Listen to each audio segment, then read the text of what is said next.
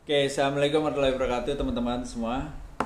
Senang sekali menjumpai kalian kembali di mata kuliah Main Control Room jurusan Broadcasting Fakultas Ilmu Komunikasi, dan kita sudah masuk ke pertemuan terakhir di pertemuan 14. Kita akan membahas tentang materi kita hari ini, format siaran audio sample rate.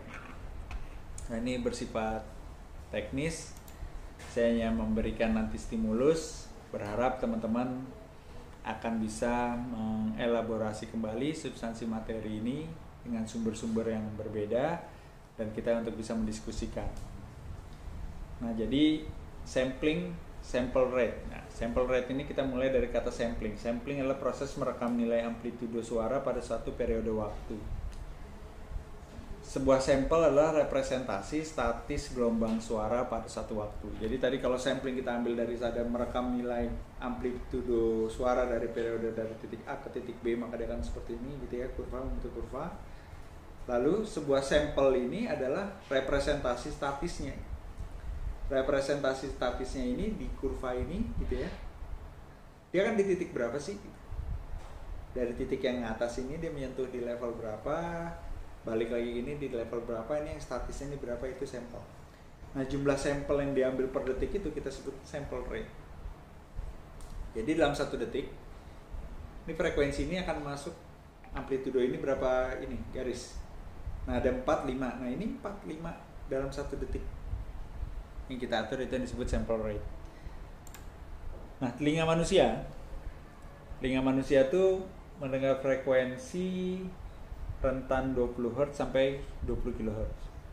Untuk bisa merekam sampel berfrekuensi tersebut dibutuhkan sample rate minimum 40 kHz. Jadi agar bisa terdengar kuping manusia itu kita harus lebih besar. Nah, jika file audionya dengan sample rate 48 kHz dengan sample rate 44,1 kHz, maka kecepatan suaranya akan terdengar lebih lambat dan nadanya menjadi lebih rendah karena dia di bawah. Kayak saya misalnya ngomong halo, kapasitas halo di sini maka akan terdengar jadi halo, akan jadi nadanya lebih lambat dan bisa lebih rendah. Sederhananya gini, bit depth merupakan bahasa lain dari resolusi suara. Kalau kita mengenal istilah teknisnya bit depth, semakin tinggi nilai bit depth, semakin tinggi juga resolusi suara dan rentang dynamic range suara yang terekam semakin tinggi. Artinya semakin akurat gelombang suara yang tercermin dalam gelombang amplitudo suara. Jadi kita pernah dengar 16 bit dan 24 bit. Secara teori maka rentan dynamic range-nya itu adalah di antara 94 dB sampai dengan 144. Nah, itu akan jauh lebih stabil. Itu akan jauh lebih stabil untuk mendengar kualitas saya sekarang ini misalnya, sehingga sama dengan levelnya nanti dengan kepada yang kalian dengar ketika melalui siaran YouTube. Nah, untuk keperluan video personal yang seperti saat ini standarnya adalah 48 kHz dan itu udah diatur, kita bisa atur di mekanisme sistem yang ada di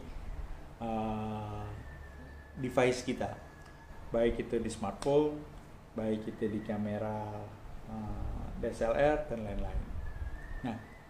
Nah, tentunya di pertemuan ini juga sebenarnya juga kesempatan untuk merecap ya dari pertemuan kita dari pertemuan 1 sampai ke 13. Tapi akan lebih seru, lebih menantang, bukan saya yang merekap tapi kalian yang merekap. Nah, bagaimana cara merekapnya? Kalian akan membuat suatu kesimpulan dari pertemuan awal sampai akhir tentang materi dengan substansi mata jurusan Main Control Room. Hasilnya seperti apa, pemahaman kalian seperti apa, itu yang jauh lebih penting. Nanti kita bisa diskusikan bila ada pemahaman yang masih terasa kurang. Situlah peran kita berproses belajarnya di sini. Video ini hanya untuk menstimulus untuk kalian mencari yang lebih banyak, mencari alternatif, mencari sumber informasi lain. Kalian lalu memiliki pemahaman tersendiri dan hasil pemahamannya dibawa ke saya untuk kita diskusikan. Oke, sampai ketemu. Assalamualaikum warahmatullahi wabarakatuh.